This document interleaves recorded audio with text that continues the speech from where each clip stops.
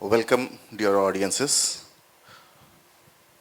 Today, we have a wonderful discussion. We are going to have a wonderful discussion about Kanyadan, a masterpiece written by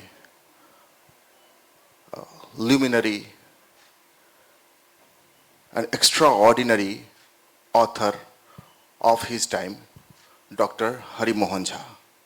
Harimohan Jha's Kanyadan, a story of Mithilanchal set in early 1930s, based on women education, child marriages, and all such ironies. Harimohan Jha was a great scholar of philosophy and had equal eminence on the languages like Hindi, English, Sanskrit, Maithili, and to an extent, Odia and Bengali as well.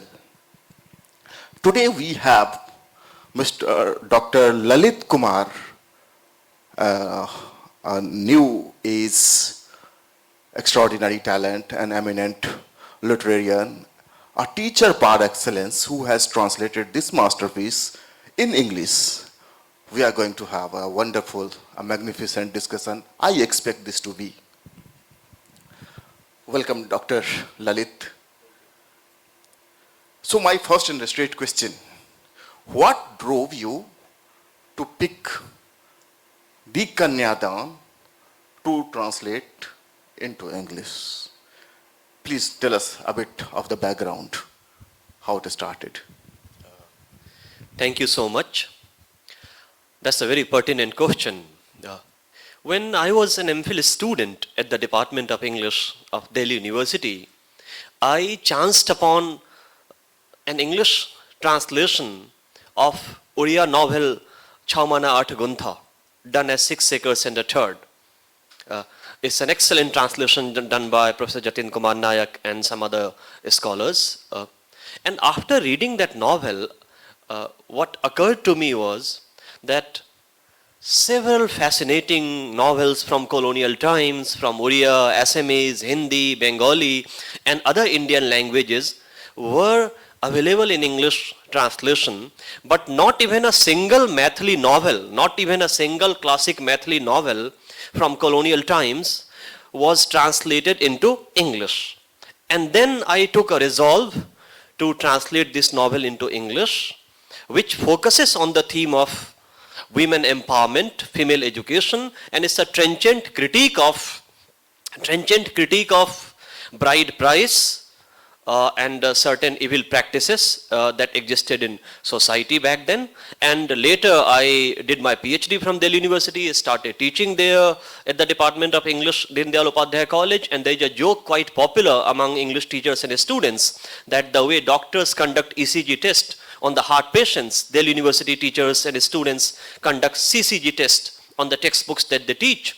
And CCG is an acronym for class and gender. So gender related questions, marginalization of women became a day-to-day topic that I dealt with. And this novel focuses on that theme. In fact, let me tell you that when Harimohan Jha was a student, he too had studied English literature at Patna University. When he was a student at Patna University, he was surprised to see that there was not even a single female student in the entire university. And then finally he could manage to spot one girl in Patna University, and that girl turned out to be from Utkal Pradesh. Orissa se nikli wo ladki. And at that very moment, he took a resolve to contribute to the education of women from Mithila, and coincidentally, he began writing Kanyadan 2 years later. So that was the reason why I decided to translate this classic into English. Dr. Harimohan Jha was very critical, very vocal about the orthodoxies in the society, the ill practices, and he has condemned all sort of these practices in all his range of literature. Thank you, Dr. Lalit. So, as a student of literature, I perceive Dr. Harimohan Jha as one of the best humorists and better of the many. What is your opinion and where you place Kanyadan amongst all its contemporaries? Okay, thank you. That's a very valid question. And translating humor is, of course, a very difficult task. I'll come to that later when I read out from the novel. But as far as placing Harimohan Jha among contemporary authors, in fact, among his contemporaries, let me begin by saying that this novel is a trenchant critique of bride price, the evil practice of bride price, which was never a part of Shastric tradition. In Indian tradition, in fact, there are two texts which denounce this practice of paying money to bride's father in marriage. Kautilya in Arthashastra and Manu in Manu Smriti denounce the practice of bride price as Asur Vivah. It's an example of Asur Vivah. In Mahabharata, we have only one example, one isolated example of Bhishma paying bride price to Madri's brother when he seeks her hand for Pandu's marriage. So, despite Shastric injunction against the bride price, unfortunately, this evil practice thrived in our society. And writers from all over India contributed to a movement aimed at eradicating this evil. For instance, Gurjar Appa Rao, the Telugu playwright, had written a play Kanya Shulkam. Similarly, Fakir Mohan Senapati had written a short story, a beautiful short story, The Bride Price. Nagarjun had written a poem called Budha Bar, The Old Groom. So all these works, all these writers criticized this practice of paying bride price, which led to ill-matched marriages. So Kanyadan should be read in that tradition. He should be read in dialogue with all these authors, and therefore I look at Kanyadan as a valuable contribution to Indian literature. In fact, Sisir Kumar Das, in his History of Indian Literature, acknowledges Harimohan Jha's Kanyadan as a classic, and to my opinion, it's a classic. That was a great accolade. That was a great accolade for Maithili literature in entirety. That's true. That's right. Yes, doctor.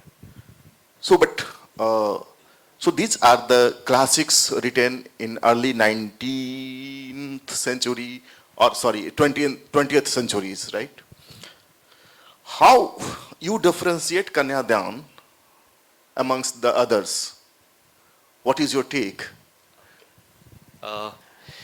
See, on the one hand, as I said, we can read Kanyadan in dialogue with these authors, these works, and on the other, we can distinguish Kanyadan from these authors, these writers, in two ways. One, it tells us about the unfolding of colonial modernity in Mithila, in Bihar. So for me, what Fakir Mohan Senapati is to Oriya literature, Premchand is to Hindi literature, Chandu Menon is to Malayalam literature, Harimohan Jha is to Maithili literature. So to understand the ways in which colonial modernity unfolded in Mithila, the way English education registered its presence in Mithila, we need to look at Kanyadan. We need to read Kanyadan as a historical text. In fact, an English educated man is being ridiculed upon here. And Harimohan Jha himself had studied English literature. Yet, like Tagore, like Senapati, like Appa Rao, we see a certain kind of ambivalence that he shows towards English education. And two, it's distinct from his other contemporaries. The novel is distinct from some of the other works which deal with similar theme, because it also gives a distinctive cultural identity to Mithila and Maithili region. That distinctiveness of Mithila has been captured here with the help of Madhumani paintings, Kohva, and a place in Mithila called Sabhagachi, which at some point of time used to be the center of knowledge. But unfortunately, in the 19th century, it declined, and therefore there is a chapter in the book which has been ironically called Thugs of Sabhagachi. That shows the cultural deterioration that had taken place there. And Harimohan Jha was attacking that as a satirist, as a reformer, as a novelist. Well said, Dr. Lalit. On Sabhagachi will come later on the course of this discussion. Yes.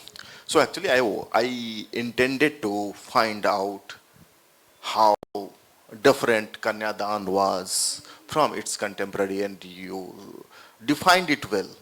So Kanyadan अपने समय की, अपने समुदाय और समाज की संस्कृति को डिपिक्ट करता है उस टाइम में. Let us move forward and a straight question. Because I see your book, The Bride, which you call a translation of Harimohan Jha's classic Kanyadan, but right from the preface to introduction until the end, I see lots of intense research work has gone into place. I'm sure you have done a good lot of homework before you started writing the interpretation of, or the transformation of Kanyadan in English. A straightforward question, because I hope you have studied that as well. How was the reception of Kanyadan when it got published? And one more question, why such a good, damn too good novel got published so late in Maithili when we have already many superb novels published way too early in Indian languages? Please. Sorry, I have combined two questions, but you will get enough time. No. I mean, these are valid questions, and I'm glad that you raised them. So your second question, I'll begin with the second, then I'll move on to first, lest I forget it. Your second question, Sure. Your second question was about the late coming of novel in Mithila. In fact, in some parts of India, novel emerged as a distinct literary genre in the 19th century. Though some thinkers feel, some writers feel that we had a novel such as Kadambari, Dashkumar Charit. But unfortunately, we have such a Eurocentric mindset that until the West gives its approval, we do not acknowledge the presence of anything in our culture. And for me also, Kadambari can be read as a fascinating novel, but I'll go by the judgment of literary critics who say that novel emerged as a distinct genre in 19th century. But in Mithila, it came pretty late. Around 1920s, Maithili novels started getting written. But that also has to be seen in perspective. In Kashmiri, the first novel was written as late as 1957. In Dogri, it came out in 1960. So colonial modernity, if we look at novel as a byproduct of colonial modernity, the unfolding of colonial modernity should not be seen as a homogeneous kind of thing. It actually it came in different parts of India in different stages. The same applies to technology also. In fact, I'm reminded of a letter that a local writer, a novelist, Maithili novelist called Jibach Mishra wrote to George Abraham Grierson, the writer of Linguistic Survey of India, and he had done a commendable job for the uplift of Maithili. He was the first British official to come up with a grammar of Maithili called Maithili Christomathian grammar. So Jibach Mishra had written a letter to Grierson where he claims that his novel Rameshwar was the first novel in Maithili. That was his claim. But in Maithili, as I said, it came pretty late. Not only novel, but English education also came here pretty late. It is said that orthodox elements dominated Mithila. I'll come to that later. So the late advent of novel or late advent of print or colonial modernity in Mithila should be seen in the wider perspective of other other parts of India. And sorry, what was your first question? My first question was, how was the reception of Harimohan Jha's Kanyadan when it got published in 1933? Yes, that's a very pertinent question, sir. To talk about the reception of Kanyadan, I would like to cite one instance from Nagarjun's novel Ratinath Ki Chachi. Nagarjuna Mithila के बहुत ही प्रसिद्ध साहित्यकार थे और उन्होंने मैथिली में भी लिखी थी, हिंदी में भी लिखी थी. यात्री के नाम से भी लिखते थे वो, नागार्जुन के नाम से भी लिखते थे. ओरिजिनल नाम उनका वैद्यनाथ मिश्रा था. तो उनकी एक उपन्यास है रतिनाथ की चाची. इन रतिनाथ की चाची, the semi eponymous hero Ratinath is reading Harimohan Jha's Kanyadan, and he is so engrossed in reading the novel that he cannot take his eyes off. He's I recall it. I have read that and I have novel talked as about well. this at Yeah, length yeah. in my introduction also. Yes, yes. So reading characters in other novels can be a good starting point to look at the reception of a classic, how the classic was received, how the novel was received. And let me give you another example of his reception from a speech that Harimohan Jha had delivered in 1956 in All India Maithili Writers Conference. And in that speech he claims that this novel became so popular that university students used to keep a copy of the book on their table even during the exam time. Mithila region में जब लड़कियों की विदाई होती थी, पहली बार लड़कियां अपने पति के घर जाती थी, तो गिफ्ट के तौर पे as a parting gift a copy of Kanyadaan was given to them. He also claims that many non-Maithili speakers learnt Maithili only in order to read Kanyadan. And not only that, some writers approached him and requested him to write a sequel, which he did eventually. He was a little unwilling initially, but later he did it. Duragman. Duragman is, the departure of the bride. When a bride leaves her parents' home and goes to her in-law, the tradition in Mithila is known as Duragman. Keshav ji, यदि आप मुझे एक minute दें तो I would like to add one more point here regarding the reception. In 1965, it was the famous film director Fani Majumdar who decided to make a film on Kanyadan. And in 1965, he had made a film in which dialogues were written by none other than Phanishwanath Renu, and Navendu Ghosh was the script writer. Later, they also wrote the script as well as dialogues for Tisri Kasam. And that turned out to be the first Maithili film. Kanyadan, yes, well added. So what I have found, Dr. Lalit, is there has been such a great work of art and literature in which, changed the course of history. So somewhere I had read about Chandrakanta Santati, the famous Hindi novel. So when it came, people started learning how to read Hindi. The Loha Singh radio drama, I remember it used to be broadcasted from Patna radio station. We were a kid. And actually it was the rebroadcast. I still remember the names of the characters. Khaderan ki mother, मैं काबुल के मोर्चे से आया हूँ. All these things. So people started buying a radio set to listen to the Loha Singh radio drama. Same we can call about the Mahabharata serial.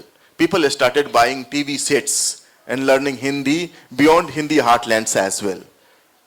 And to an extent, as far as I have known, people started reading Maithili script Devanagari script and learning Maithili language to enjoy the reading of Harimohan Jha, particularly Kanyadan. And Kanyadan was, in the course of time, it became a part of our culture, our history.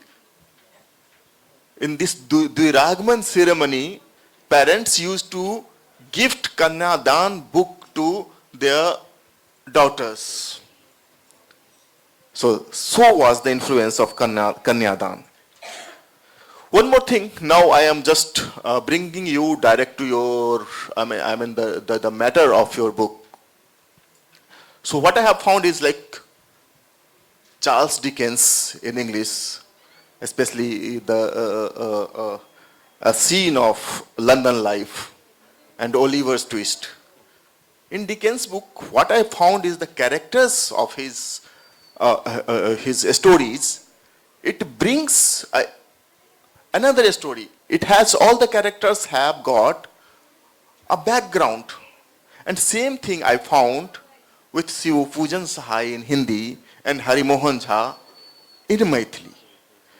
So इसमें भी कुछ certain characters हैं और उन characters के साथ एक history जुड़ी हुई है.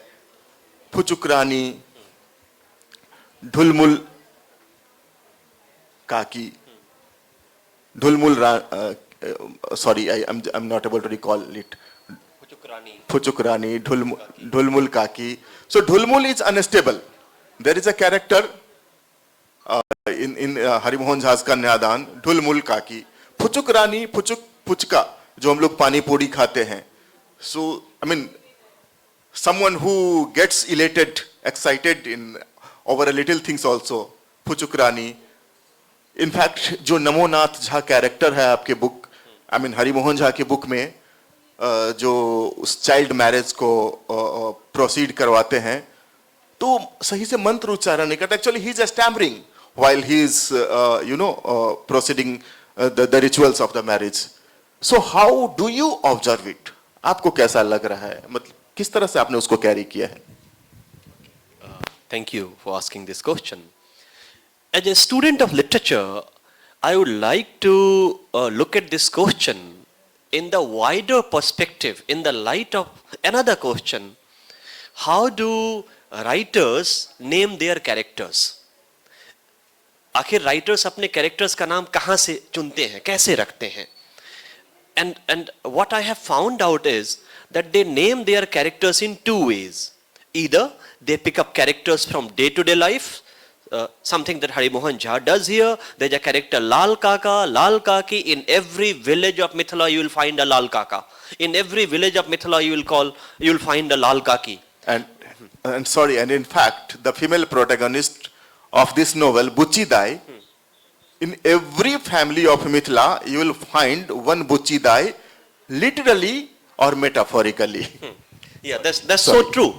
And writers deliberately do so that readers may empathize with those characters. And on the other hand, we also have authors such as Jonathan Swift, who in his Gulliver's Travels deliberately names his characters after creatures or such names with whom people are unfamiliar. For instance, Houyhnhnms, Spludbergs, Lilliputians, creatures or names which are not found anywhere. Because he wanted to give the impression to their readers that it's a different world he has created. It's a travelogue. The narrator claims to have discovered a different island altogether, which was never inhabited by people of this world. So that creates an alienating effect. But Harimohan Jha does exactly opposite to that. And like Dickens, as you rightly pointed out, some of his characters are caricatures. Dickens was also known for producing caricatures. Some of them are stock characters, some of them are caricatures, some of them are flat characters. And all these, as I said, can be found in every village of Mithila. And I would like to give the example of one character who registers her presence quite powerfully in the novel, and that is Barka Gam Bali. Barka Gam Bali is the daughter-in-law of the house. Throughout the novel, we do not get to know her real name, but she is addressed by the name of the village she has originally come from. So this is how daughters-in-law of Mithila, of Bihar and some parts of India, Eastern India are addressed. जिस गांव से वो आई हैं, उसी की identity को वो carry करती हैं. Are you hitting at the double standard of the society some way? Not exactly. One may say that a daughter-in-law is being denied individuality here, but at the same time we will have to see here that she is carrying the identity of her village, the village where she comes from. So और नाम लेके नहीं बुलाने की परंपरा रही है. कई बार कुछ रिश्ते ऐसे होते हैं कि नाम लेके नहीं बुलाया जाता है. So actually they were the ambassadors of their villages or the cities they come from. Yeah, that could be a way to look at it. Thank you. One more thing. So the way I look at the work which you have carried, I don't think this is just a translation of Kanyadan. But what I think is, in a way, it is indeed a recreation of Kanyadan, the masterpiece of Harimohan Jha, in English. And while going through, I found one very, interesting, the subtitle actually, which deals with reading telegram in a Maithili society. So telegram was invented much before the book, the story of the book is set, right? And actually, what I intend to ask is, in that chapter, what actually you deal with, what is your intention, and what is the subject? Is because my Mithila has been always proud of its creative assets, its intellect. Still, the people struggle to read a telegram. So, was it a technological deprivation or the orthodoxy? How? I mean, how you deal with it? That's an important chapter in the novel, and originally it was titled Telegram. Hindi में मैं समझा रहा हूँ कि Telegram explain करने की कोशिश कर रहा हूँ, चूंकि यहाँ मैथिली स्पीकिंग लोग नहीं हैं, नहीं के बराबर हैं, कि टेलीग्राम कैसे पढ़वाएं. 1 second, and unfortunately telegram is discontinued now, so the people of my age or the elders would be able to know what telegram is. I don't think फिर जो नई जनरेशन है उनको टेलीग्राम के बारे में भी नहीं पता होगा. तो एक चीज हम सब ने महसूस किया होगा कि जब भी कोई नया स्क्रिप्ट इंट्रोड्यूस किया जाता है, जब भी कोई नई टेक्नोलॉजी इंट्रोड्यूस की जाती है, तो उस सोसाइटी के का एक सेक्शन होता है जो अपने आप को असहाय महसूस करता है, लगभग इलिटरेट की तरह फील करने लगता है. एक प्रसंग है इस उपन्यास में कि गांव में टेलीग्राम आता है, telegram is sent to the village. Now the problem is that telegram was written in English and all the English educated youths of the village have gone out. अब टेलीग्राम पढ़े कौन? तो पूरे गांव में जो सबसे पढ़ा लिखा आदमी है, जो सबसे एजुकेटेड, सबसे रिस्पेक्टेड आदमी है, उसका नाम है ज्योतिषी काका. So everyone approaches him. ज्योतिषी काका के पास जाते हैं कि टेलीग्राम पढ़ के बताइए. नाउ ज्योतिषी काका examines the letter, examines telegram from all angles, all possible angles, but he can not decipher it. English appears Greek to him, क्योंकि उन्होंने मिथिलाक्षर में ट्रेनिंग की है. मिथिलाक्षर जो ओरिजिनल स्क्रिप्ट है मैथिली की, उसमें उन्होंने पढ़ाई की है. He feels helpless, and as a reader you feel bad for Jyotishi Kaka, that here is a man who is highly learned, highly respected, but he cannot read a letter. उन्हें उस letter को नजदीकी शहर में भेजना पड़ता है पढ़वाने के लिए. तो ये है एक मॉडर्निटी का साइड इफेक्ट कि जब नई चीजें इंट्रोड्यूस होती हैं, नई स्क्रिप्ट इंट्रोड्यूस होते हैं, तो जो पुराने लोग हैं, पुराने एजुकेशन सिस्टम में जिन्होंने पढ़ाई की है, वो असहाय महसूस करते हैं अपने को. ठीक इसके उलट भी ऐसा होता है सर कि जो इंग्लिश एजुकेटेड यंग मैन हैं यहाँ पे, ये मैथिली स्क्रिप्ट नहीं पढ़ सकते हैं. हो सकता है उड़ीसा में भी ऐसा हो सकता हो, होता हो कि जो मॉडर्न जनरेशन आ रही हो वो उड़िया स्क्रिप्ट पढ़ने में बहुत ज्यादा सक्षम ना हो. So this is the price that we are paying now. No, in the same time, we have a scholar like Harimohan who has received the gold medal in English in combined Bihar, Odisha, and Bengal. So I think, I mean, I sorry to say, I mean, but just I cannot help myself back. Are you afraid of criticizing Mithila as a society who was reluctant to accept newer things? Was the nature of a closed society behind it? No, not at all. But I do believe that one has to strike a delicate balance between tradition and modernity. You have to be rooted in your culture, and Harimohan, despite being a trenchant critique of some of the evil practices of society, he too tries to strike a delicate balance between tradition and modernity in his novel. Of course, Mithila, the region of Mithila is known for its orthodox elements. So much so that as late as 1920s, the Darbhanga Maharaja, who was the Brahman Maharaja of Mithila, he could not dare go to Europe. एक वाकया सुनाता हूँ आपको मैं, 1920 ईस्वी का वाकया है.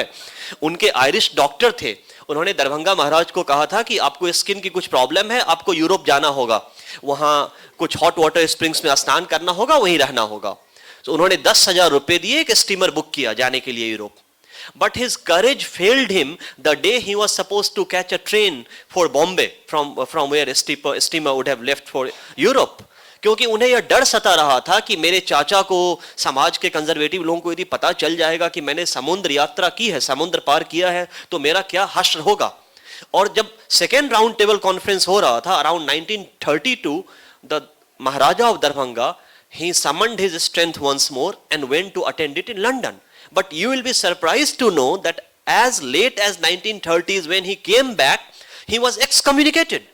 He was a powerful man, yet he was excommunicated. And the Maithil intelligentsia got divided into two parties, Swadeshi party and Bilaiti party. Swadeshi party comprised those who were in favor of excommunication, and Bilaiti party comprised those who supported Maharaja. So it was not easy back then for a writer like Harimohan Jha to stand for progressive elements, yet as a prophetic writer, he showed the courage, but as I said, he too tries to strike a delicate balance, and that is why the protagonist C.C. Mishra is eventually transformed into Chandi Charan Mishra.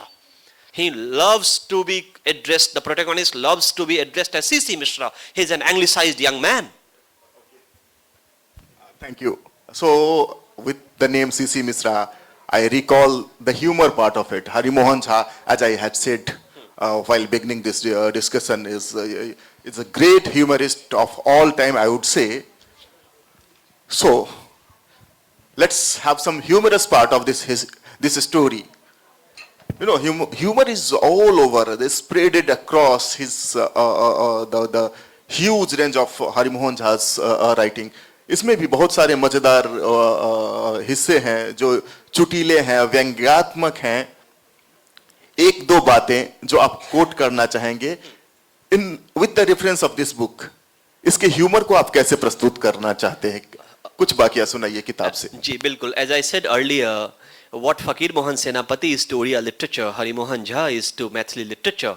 And here the narrator is as playful, as humorous as the narrator of Chamana Artaguntha. The same irony, the same humor, the same playfulness can be seen in the narrator here. And I would like to read out some sentences from here in order to tell you that how humor operates in the novel. In some parts of India, saw and shaw becomes same. For instance, in Bihar, certain parts of Bihar and UP, people pronounce even shaw as saw, which is exactly opposite to Bengali speaking province of India, Bengal, where everything is pronounced as shaw. तो जो एक word होता है शीशी, शीशी small bottle को कहते हैं, और सीसी, क्योंकि मैथिली स्पीकिंग प्रोविंस में शॉ को सौ बोल दिया जाता है, तो जो बॉटल होता है शीशी उसे वो सीसी कहते हैं वहां, और जो सीसी मिश्रा है उसका मजाक उड़ाया जाता है कि आप तो सीसी हैं. उस एपिसोड को मैं पढ़ना चाहूंगा. And actually I would like to tell you one more thing here, that Kanyadan focuses on two worlds. In fact, it creates two worlds. One is the world of the English educated youth, another is the world of the unlettered people of the village. Yes, but the world of the village is far more vibrant, far more boisterous, far more lively than the dry world of the English educated young man. इस contrast को देखें जब, तो it's not merely a reformist novel. जिस vibrancy के साथ गांव की बात होती है वो एक अलग दुनिया बनाती है. तो एक एपिसोड में पढ़ना चाहूंगा आपके लिए यहां, प्लीज. जो सीसी मिश्रा है वो एंग्लिसाइज्ड है, इंग्लिश एजुकेशन लिया है उन्होंने. वो चाहते हैं कि मेरी पत्नी भी देविका रानी की तरह खूबसूरत हो, टेनिस भी खेले, क्रिकेट भी खेले, कविता भी कर ले, ओरेटर भी हो जाए, जो फैंसी होता है कई यंग लोगों के दिमाग में चलता है, जो फितूर. एक लाइन मैं और ऐड करना चाहता हूं before you start reading. So Harimohan Jha के जितनी रचनाएं मैंने पढ़ी है, so it actually those are the ambassador, cultural ambassador of the Maithil society. और हमारे यहाँ मिथिलांचल में बेसिकली कहा जाता है कि राम जो भगवान थे उनका ब्याह हुआ था जनकपुर में, मिथिला में. तो मिथिलांचल में आज भी राम को गालियां दी जाती है. तो शादियों के मौके पे ऐसी हंसी मजाक का सिलसिला रहा है, वो ट्रेडिशन रहा है. somehow Harimohan Jha is also bringing it to the forth. Please. तो पीसी को दीदी भी कहते हैं. मुझे बताया गया है कि उड़ीसा में भी पीसी वर्ड इस्तेमाल होता है दीदी के लिए. तो दुलारमणि दीदी कैरेक्टर हैं, पीसी हैं. पूछती हैं लड़के से कि क्या नाम है, बताओ अपने बारे में. The garrulous Dularmani Didi stepped up to him and asked in her usual high-pitched voice, "Where is your ancestral village and what are your parents' names?" The groom was completely stumped by the question as he hardly understood Maithili. अंग्रेजी वाले हैं, मैथिली नहीं आती है. Yet he took a wild guess and blurted out, "My name is C.C. Mishra." A ripple of laughter spread through the courtyard at this answer. "Whew," He cannot even speak proper Maithili. I wonder what foreign language he speaks. Is he the son of a Mughal? Dularmani sneered. A middle-aged woman laid her ring finger on her chin and exclaimed, oh sister, what kind of parents would give their child such a name? A young woman added in jest, CC means a small bottle. In that case, your name is a small bottle Mishra and your father must be big bottle Mishra. Big bottle Mishra. Bottle. Peals of laughter resonated through the courtyard once again. Mishra felt bewildered, unsure of how to respond, and then hurriedly tried to explain, my full name is Chandi Charan Mishra. So you see, those women who are called unlettered, they force an English educated young man, modern man, to acknowledge tradition, to acknowledge that his name is Chandi Charan Mishra, which he didn't like earlier. एक और episode है humorous, यदि आप allow करें तो मैं पढ़ना चाहूँगा. Of course. And I think that is my favorite also. I'll just come to that.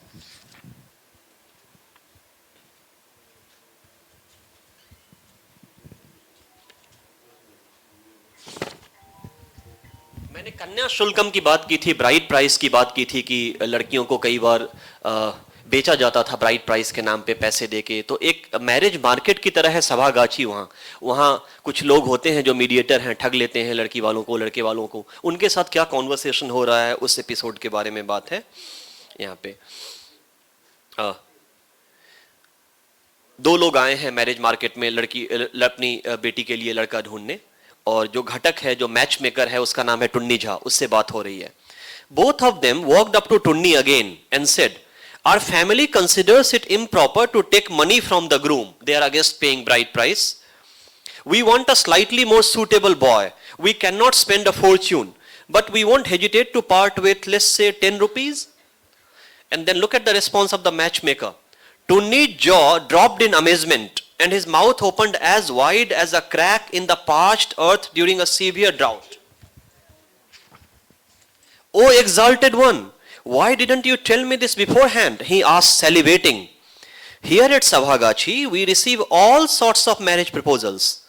The first is called a Khankhanova wedding. The first is called a Khankhanova wedding, where the coins pour out from the hands of the groom's father, producing a Khan sound. Khan means giving money. No. Khankhanova. Simply put, the bride's family gets plenty of cash. Plenty of cash, because bride's family is paid money. The second is known as a Tantanova wedding, where the groom's father feels tantan or ecstatic on receiving 1000 rupees from the bride's side. And the third is a Tantanova wedding, where both the parties are tantan or paupers. Nothing. Nobody gets anything. They get nothing from each other. So this is how I tried to retain the humor. In fact, this Sabhagachi, I'm begging your pardon, this session is getting a little, prolonged, but I cannot ignore this Sabhagachi episode. So those who do not belong to Mithilanchal and know the least about Sabhagachi, so Sabhagachi or the Saurat Mela, if you Google, you would be able to find more about it, was a sacred place used to, carry the Shastrartha. Over a period of time, it was converted into a place where the grooms were auctioned, literally auctioned. So the father or the relatives of a girl used to go there and put a price on the head of a groom, and they used to bring them for the marriage. I'm sorry, I think I have taken longer than expected, and I have reached towards the end of this discussion. So I am opening the floor for questions. Anyone interested in asking a few questions, Mr. Dr. Lalit would be, able to answer. Please feel free.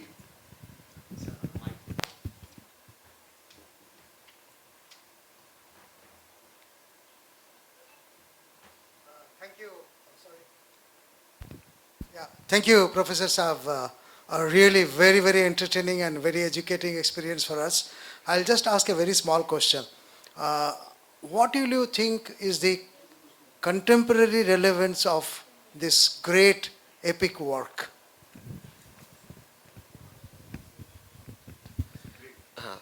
That's a very pointed question.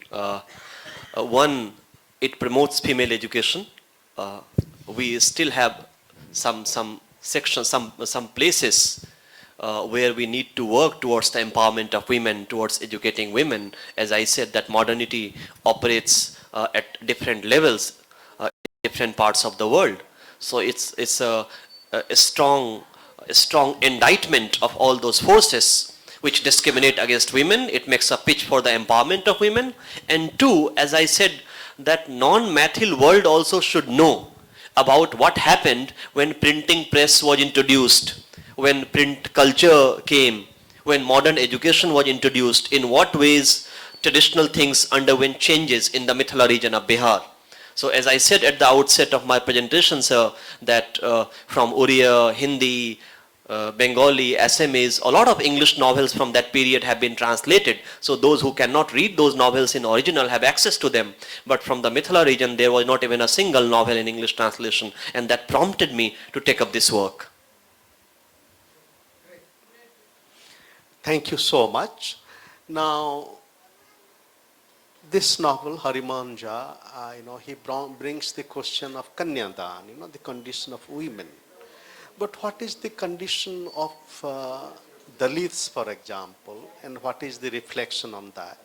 Secondly, as a translator and as a thinker, you are bringing much talked about colonial modernity as a way of understanding this. But this frame colonial modernity also is an entry point, but it also has some limitations.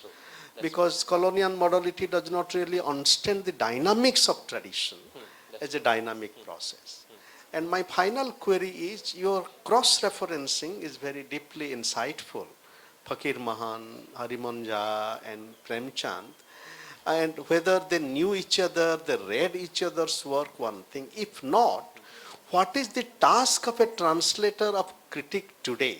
How do we can create a conversation about criticism and creativity, bringing all these weaves of critical and creative thoughts together? A task before Indian criticism. Thank you, sir. These are really valid questions and very significant questions. See, as a translator, what I tried to do was that I tried to write a long introduction here. And there I have tried to show that how and in what ways we can read Kanyadan in dialogue with other works, other authors who have responded to similar themes. Only then this text can be established in English language, in the English language, as a significant contribution to Indian literature. That's one thing I did, and that is why I have written a long introduction in around 5,000 pages, where I have tried to place it in the larger context.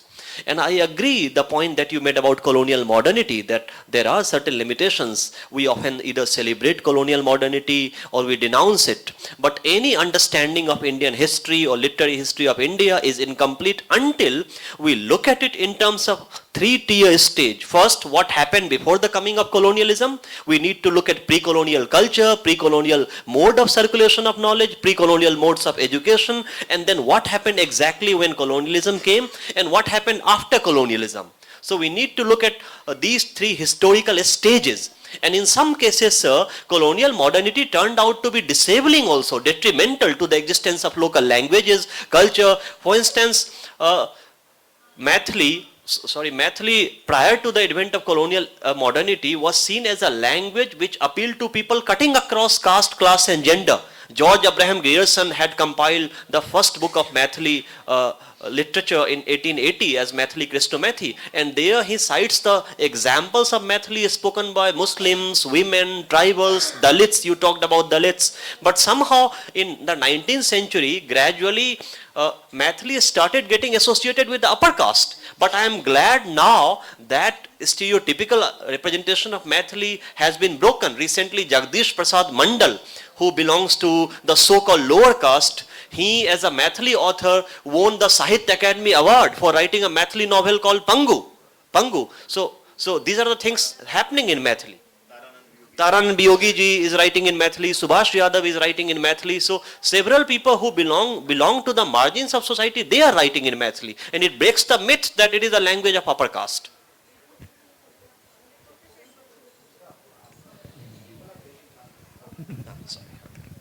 Thank you. So with this, we are coming to end of this session. Thank you very much for coming here and making it a successful show. Please be seated and keep enjoying the sessions to come up. Thank you very much. And thanks, Dr. Lalit.